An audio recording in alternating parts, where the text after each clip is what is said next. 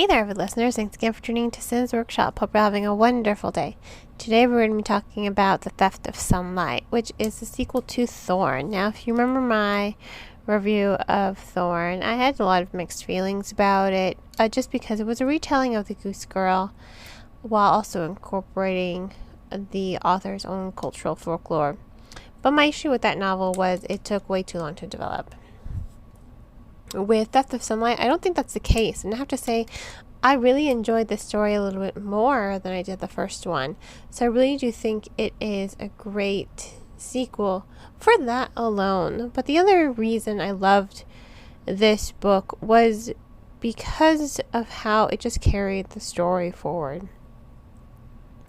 So it follows Ray, and I think Ray, first of all, is a very compelling character because she is so intelligent, she's so strong-willed, she's witty, she's clever, and she also has a disability.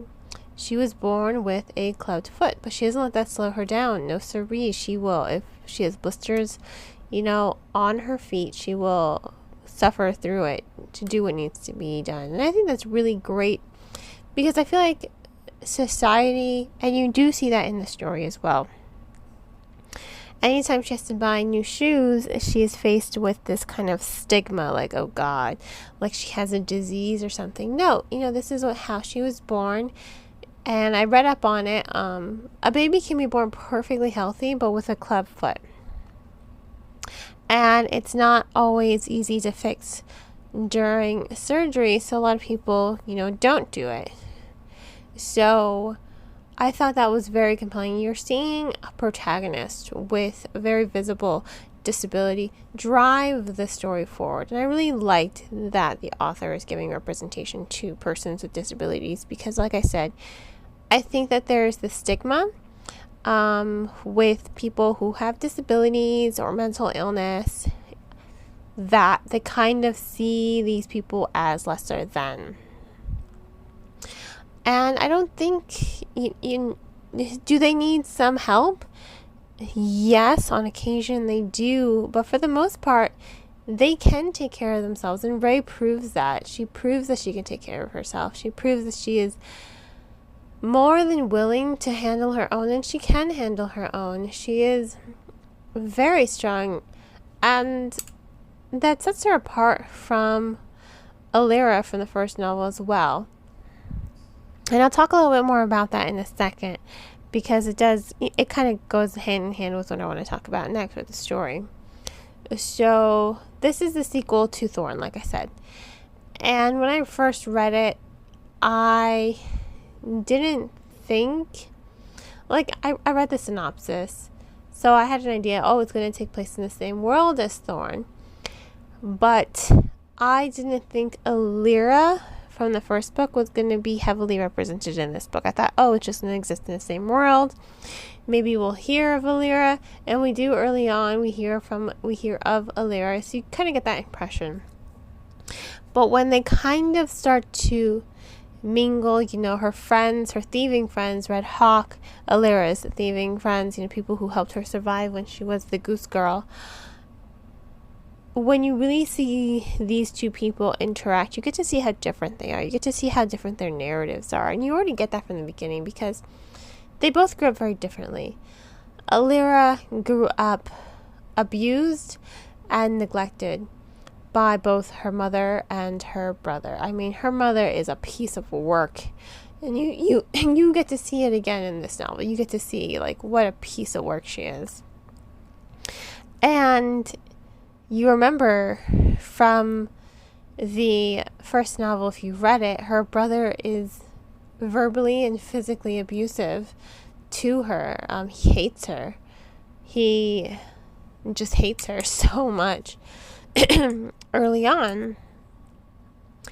And I like how the author is bringing up abuse against women, and that kind of carries forward in this novel because Alira is getting married to the prince of Ray's homeland, and they love each other. They have such a warm relationship with one another, and you see how different Alira is And Ray, she may have been born with a club foot, but that didn't mean anyone loved her any less. Was she teased and bullied by the people in her village? Yes, she was. But she still had a great support system at home. She had a mother and father and 2 sisters who love her. She has really good friends outside of her family. She grew up being loved to the point where she just shakes off the verbal abuse, the teasing, the bullying that she sometimes does get to hear. She just shakes it off, and you get to see that early on. She's like, I'm used to it. It's like whatever to her. Because again, she has that loving support system back at home. And even when she goes to the city to her cousin's palace, she still has that love and support system there, and she finds respect among Alira's friends. And then you get to see them interact. You get to really see how different their personalities are. Alira went through such a journey in Thorn, going from this kind of meek girl to someone who she puts her mother and she puts her brother in their places, and it's such an empowering moment to see in this novel. If anything, read the novel just to get to that moment, because gosh, it's such a stellar moment when she's just like, no mother, no brother. And it's standing up for herself to see this girl who was so abused and neglected growing up by 2 people who are supposed to love her finally say no and stand up to them. It's such a great moment for the story.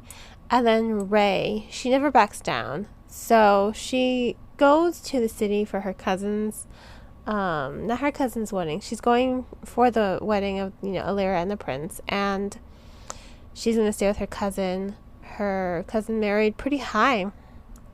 She married a great guy who was like best buds with the prince, and Ray's going there because her for the wedding. Yes, her cousin's also pregnant too, and also she has to go investigate these snatchers. Now, we heard about the snatchers in the first novel, but the first novel was really dealing with these issues of abuse against women, crimes against women. This one's dealing more with kidnapping children and selling them into slavery, girls for brothels and prostitution, boys for work, and, maybe even prostitution. We don't know. So you're seeing more of that, crimes against these children, that they're being snatched and no amount of magic can find them. So she goes there because she needs to investigate this. Her best friend's little sister has been snatched, disappeared. No one knows where, no one saw anything. And in her small little village, it's such an unheard of thing. So she goes to the city because she wants answers. She needs to find her friend's little sister. She needs to she needs to get the king to raise the alarm and start really investigating, because she feels like they're not doing anything. And what she discovers is a huge mystery with the snatchers. She discovers power, she discovers the magic, she discovers how thieves kind of just take justice into her own hand. And at first she's kind of apprehensive about that, but she comes to see, sometimes it's necessary. When your government is failing you, sometimes you turn to the thieves who seem to care more, like Red Hawk and his band of people, because not all thieves are created the same. You've got the scholar, Red Hawk, and then, God, I can't remember that, the 3-fingered man, I can't remember his name. They're all very different, and the only one who really seems to care about his community is Red Hawk. And I like that, because you're seeing the difference. Not everyone who's a thief or anyone who's a criminal is bad. So I think of Red Hawk as more of like Robin Hood and his band of thieves. That's how I equate them. And the other ones, they're just bad. They're just in it for greed. They are in it just for greed and power. That is how I see them, and that's how you differentiate between them. But Ray is seeing how sometimes to save an innocent life, your hands have to get a little dirty. And she does see that. And I like her personal growth for the story. Now, as for the story, the way it connects to Thorn so strongly, you're really seeing such a strong and rich development of the story that started in the first novel. The first novel, again, it was a retelling of Goose Girl, focusing on abuse against women, crimes against women. And here, it's like the author just took her idea and she's just running with it now. She's just, I'm going to tell a story. I'm going to use this world I created for a platform to give readers an interesting and compelling story. And it was brilliant. It was so well done. It was so well structured. Honestly, such a good story overall. The momentum, I liked it more, not just because I think it did have a stronger characterization to it, but the story never falters. The momentum never stops. It keeps on going, and that's why I liked it. Because it keeps going, because it doesn't stop. And I think that lends the story to be more engaging, especially when you're following a character who has a disability, like a clubfoot, such a physical and somewhat limiting disability. To see her rise above it again and again and to put people in their places, it makes her such a great character. And I think it's such a great representation for persons of disability in literature. So I'm going to go ahead and give Theft of Sunlight 4 stars. It was a really good book. That ending was jaw-dropping. Let me just say that. When I read it, I exclaimed, I'm like, what? Like, it can't end that way. My husband's like, oh, it's over. And I'm like, no, it can't be over. I need to know what's going to happen next. He's like, nope, it's over. And I'm like, stop saying that. Because that was such a cliffhanger. It was such a jaw-dropping cliffhanger. It was just so good. And I'm so mad that I don't have book 3 in my hands already. So on that note, if you want to go ahead and purchase the book, please remember to purchase from your local bookseller or online book retailer. All I ask is that you avoid Amazon. If money's tight, please check out the book from your local library. And on that note, I hope you all will continue to support me by liking this podcast, subscribing to it, and sharing with all your book loving friends. You can also become a supporter on Anchor FM, my recording platform, for 99 cents a month. Hope you all have a great rest of your day. And as always, happy reading.